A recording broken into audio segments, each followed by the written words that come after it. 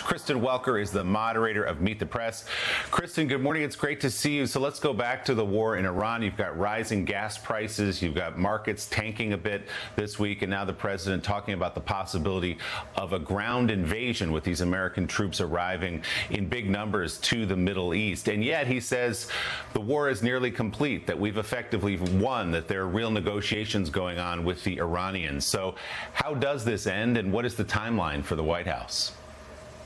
That's the big question. Look, President Trump has said he wants to have this war wrapped up in 4 to 6 weeks. Well, we just hit the 4-week mark. Is it realistic to think that it can be concluded in another 2 weeks? We are seeing mixed messaging. The fact that President Trump is on the one hand saying that the United States has won the war, despite the fact that there is still bombing going on, despite the fact that there are, according to the president, negotiations happening. But the Iranians saying, Willie, there are no direct talks happening. So a big question mark about those negotiations as it does come as President Trump has not taken the possibility of putting boots on the ground off the table, potentially preparing to send thousands more troops to the region. So we watch that very carefully. And then the impact here at home, the fact that you have the global economy so deeply impacted by what is happening in the Middle East. We saw the Dow enter correction territory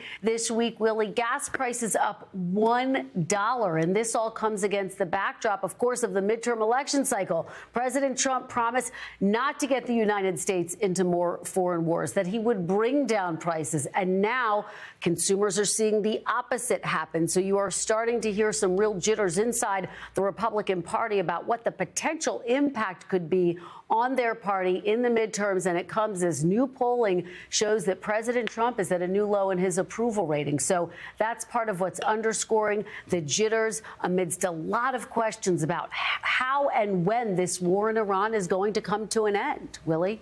A lot to talk about this morning. Kristen, thanks so much, and we will look for more on Meet the Press when Kristen is joined by Republican Senator James Lankford of Oklahoma and Democratic Senator Cory Booker of New Jersey.